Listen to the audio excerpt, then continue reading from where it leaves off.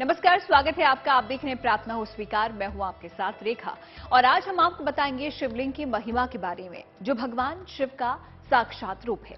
कहा जाता है कि शिवलिंग का पूजन साक्षात महादेव के पूजन के समान होता है और कहते हैं कि शिवलिंग की आराधना से शिव और शक्ति दोनों के पूजन का फल मिलता है। तो चलिए आपको बताते हैं शिवलिंग से जुड़ी हुई कुछ ऐसी ही जानकारियां।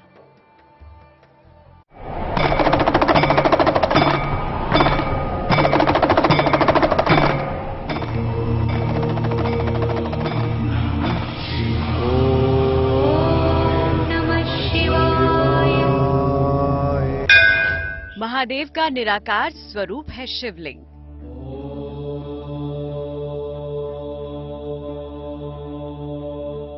जिनके दर्शन पाकर हम धन्य हो जाते हैं।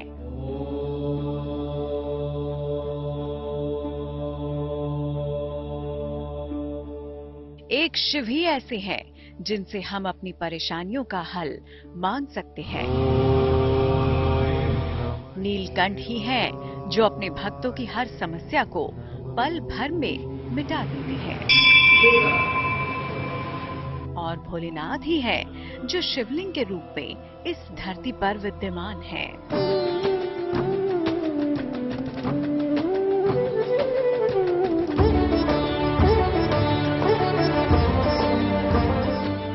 स्वयंभू शिवलिंग को अगर असली स्वरूप भगवान शिव का कहा जाए तो ये गलत नहीं होगा। और आज हम आपको शिवलिंग की महिमा के बारे में ही बताने जा रहे हैं। शिवलिंग को शिवजी का निराकार स्वरूप माना जाता है। शिव पूजा में इसकी सर्वाधिक मान्यता है। शिवलिंग में शिव और शक्ति दोनों ही समाहित होते हैं। शिवलिंग की उपासना करने से दोनों की ही उपासना संपूर्ण हो जाती है। पूजने के लिए अलग अलग प्रकार के शिवलिंग प्रचलित हैं। इनमें स्वयंभू शिवलिंग, नर्मदेश्वर शिवलिंग, जनेऊधारी शिवलिंग, सोने चांदी के शिवलिंग और पारद शिवलिंग। स्वयंभू शिवलिंग की पूजा सबसे ज्यादा महत्वपूर्ण और फलदायी होती है। पार ब्रह्म परमेश्वर शिव है निराकार, आदि देव का नहीं है कोई आकार। ब्रह्मांड के कण कण में समाये हैं शिव शंकर। उनको जितना समझिए वो उतने ही अबूझ हो जाते हैं। रहस्य तो मानो आदिदेव में ही विलीन हो जाता है। तभी तो शिव शंकर को निराकार कहा जाता है। और भोलेनाथ के निराकार स्वरूप शिवलिंग की पूजा शिव पूजा में सबसे ज्यादा महत्वपूर्ण होती है। तो समझिए शिवलिंग की स्थापना से जुड़ी कुछ जरूरी बातें। शिवलिंग स्थापना का नियम यह है कि घर के लिए अलग नियम है और मंदिरों के लिए अलग नियम है।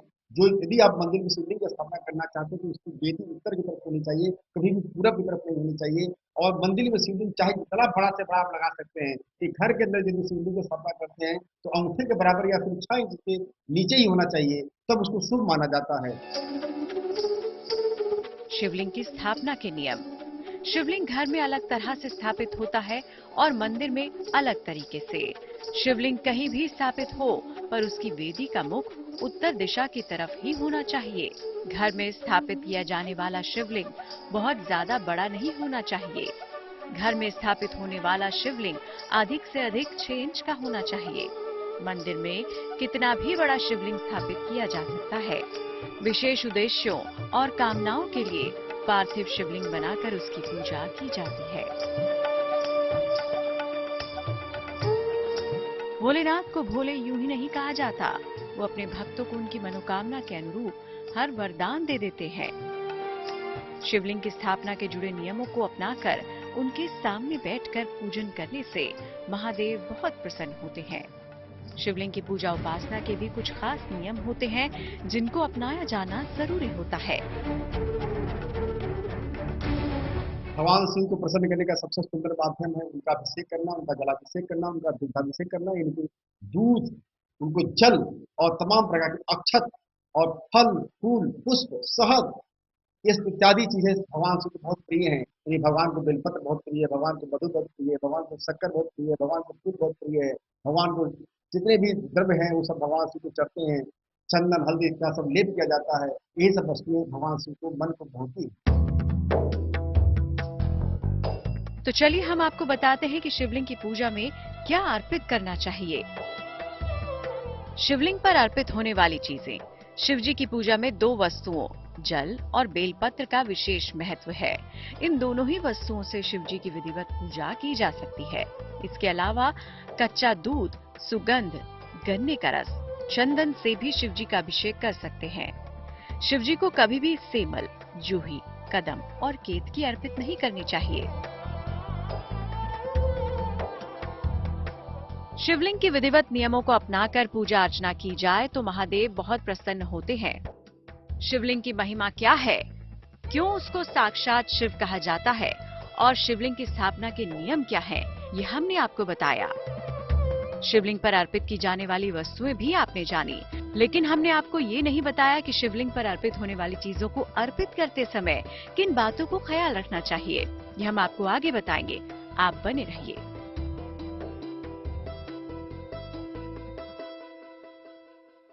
तो हम आपको बता रहे थे शिवलिंग की उपासना के नियम। शिवलिंग पर क्या अर्पित करें कि शीघ्र प्रसन्न हो जाएं भोलेनाथ, और क्या है शिवलिंग की पूजा के नियम। चलिए आपको बताते हैं एक ऐसा मंत्र जिसके जाप के साथ शिवलिंग की पूजा कीजिए तो मनवांछित फल प्राप्त होगा।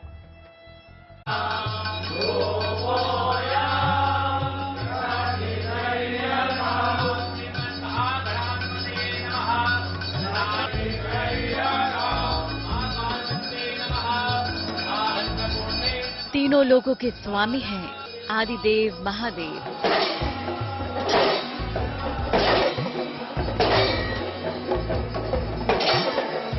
शिव ही सृष्टि के जनक हैं और शिव ही सृष्टि के संहारक भी।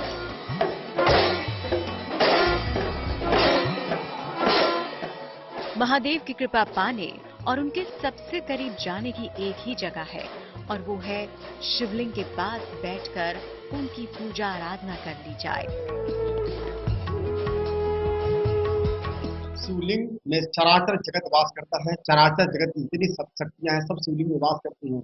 भगवान शिव को प्रसन्न करने का सबसे सुंदर माध्यम शिवलिंग है। यानी शिवलिंग इतनी बड़ी महिमा है जिसकी कोई व्याख्या नहीं कर सकता। यानी सारे संसार को जो शक्ति और ताकत देता है वो शिवलिंग देता है। इसलिए भगवान शिव का सबसे प्रिय है शिवलिंग। इसी के द्वारा हम लोग भगवान शिव की आराधना करते हैं। उनको प्राप्त करने का सुंदर साधन है शिवलिंग।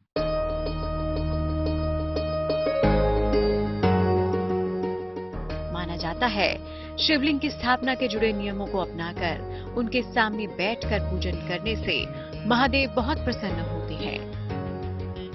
शिवलिंग की महिमा के बारे में हमने आपको बताया।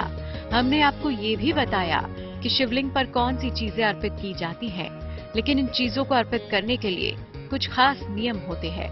चलिए आपको वो नियम समझाते हैं। शिवलिंग पर अर्पण करने के नियम। शिवलिंग पर जलीय पदार्थ को धारा बनाकर अर्पित करना चाहिए। ठोस पदार्थों को दोनों हाथों से शिवलिंग पर अर्पित करें। शिवलिंग पर कुछ भी अर्पित करें, लेकिन अंत में जल जरूर अर्पित करें। शिवलिंग पर तामसिक चीजें अर्पित नहीं करनी चाहिए। शिवलिंग की महिमा और उस पर भगवान शिव की प्रिय वस्तुएं अर्पित करने के नियम के अलावा एक विशेष मंत्र भी होता है जिसको अर्पण करते समय जपना शुभ फलदायक है। शिवलिंग पर कोई भी द्रव्य अर्पित करते समय खास मंत्र कहें। ओम नमः शंभवाय च, मयोभवाय च, नमः शंकराय च, मयस्कराय च, नमः शिवाय च, शिवतराय च। भगवान शिव को प्रसन्न करने का सबसे इस जगत में कल्याणकारी जो मंत्र है शिव का पंचाक्षरी मंत्र है। ओम नमः शिवाय, ओम नमः शिवाय, ओम नमः शिवाय। मंत्र से बढ़कर कोई मंत्र इस जगत में कल्याणकारी नहीं है। काशी जहां की धरती का कंकड़ कंकड़ शंकर है, लेकिन इसी नगरी में शिव का एक धाम ऐसा भी है जहां पर एक चमत्कार होता है जो केवल साल में एक बार ही नजर आता है। कहते हैं कि हर साल भोले बाबा अपना आकार बढ़ा लेते हैं और देते हैं कल्याण का वरदान। देखिए।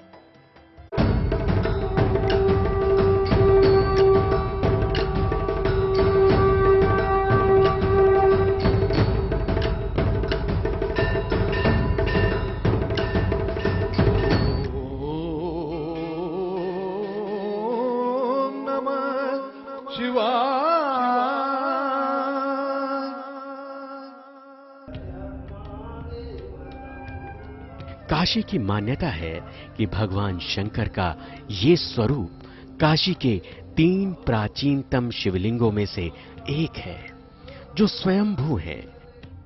इतिहास काल में लाख खुदाई के बाद भी शिव के इस शिवलिंग की जड़ तक कोई नहीं पहुंच सका है। और इससे भी बड़ी महिमा ये है कि भगवान शिव अपने इस स्वरूप में अपना आकार लगातार बढ़ा रहे हैं। ओम नमः शिवाय। पुराण में, शिव पुराण में ये कथा पाई जाती है कि तिल मात्र प्रतिदिन बढ़ने की वजह से इनका नाम तिल भांडेश्वर है। ये स्वयंभू है, इनकी प्राण प्रतिष्ठा नहीं की गई है। आखिर काशी के इस क्षेत्र में भगवान शंकर ने तिल भांडेश्वर स्वरूप क्यों अपनाया है? इस सवाल का जवाब पुराणों के उन श्लोकों में मिलता है जो कहते हैं कि बाबा विश्वनाथ के बाद बाबा भगवान शंकर द्वापर युग के अंत के साथ ही इस स्वरूप में यहाँ विराजमान हुए हैं। शिव के इस दरबार में जब आस्था विश्वास के धागों में बुनी जाती है तो साक्षात परमेश्वर बन जाती है। तिल भांडेश्वर महादेव का इतिहास जानने के लिए चलना होगा उस डगर की ओर जिसका पता मिलता है भगवान शिव को समर्पित शिव पुराण में। किसी जमाने में काशी का ये खंड तिल की खेती के लिए मशहूर था और यही प्राकृतिक रूप से शिवलिंग रूप में महादेव प्रकट हुए और भक्तों के संकट हरने लगे।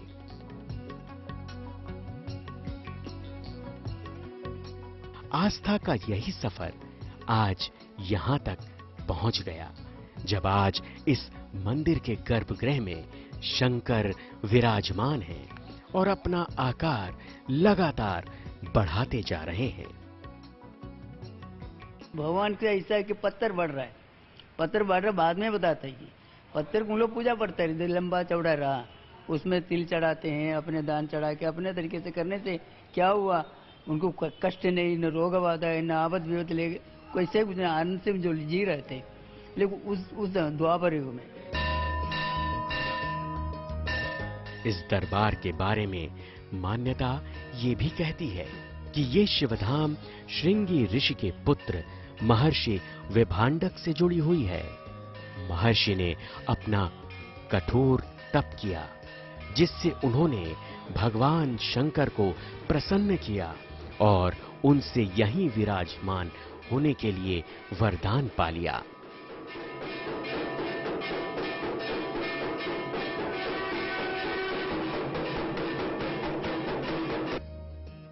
शिव के इस दरबार में शिवलिंग के आकार को लेकर बहुत सी बातें होती हैं, जिसे सही और गलत साबित करने के लिए हजारों बार भगवान शिव की इस प्रतिकृति को नश्वर कसौटियों पर कसा गया है। शिव के इस दरबार में आज भी गवाहियां भगवान शिव के चमत्कार की मिलती हैं, जो बताती हैं कि भगवान शंकर लगातार अपना आकार बढ़ा रहे हैं। तो हम लोग बचपन में जब खेलने आते थे ना, तो महादेव इतने बड़े थे, मतलब छोटे थे, जैसे कढ़ाई होता है ना फैला हुआ, उस तरह थे। देखते देखते इतना, हमारा उम्र करीब 70 के लगभग हो रहा है, इतने बड़े हो गए। ये पहले हम लोग झुक कर इनको छूते थे। ये बढ़ते हैं, साल में एक बार तिल भर बढ़ते हैं। सुने हैं ऐसे बात कि पहले 1 जौ रोज बढ़ते थे। तो बहुत सी मान मनौती हुआ कि भगवान आप बढ़ते जाएंगे तो हम लोग कहाँ रहेंगे, तो ये तिल तिल बढ़ते हैं।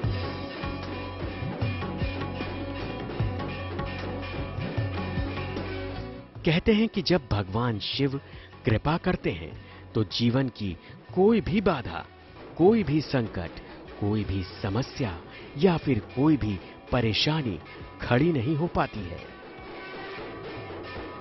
तभी तो इसी कामना से हर सोमवार, हर प्रदोष, हर शिवरात्रि और हर त्योहार पर शिव भक्त अपने मन्नत का जल लेकर शिव के धाम आते हैं और शिव का अभिषेक कर अपनी मन्नत मांगते हैं।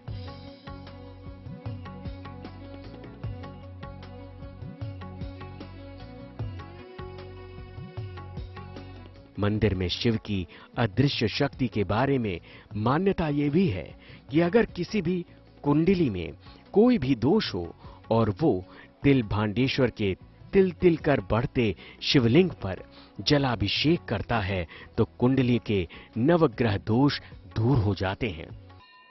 काशी का हर अंश यही कहता है कि सृष्टि का हर जीव अंश शिव से ही उत्पन्न होता है और शिव में ही विलीन हो जाता है।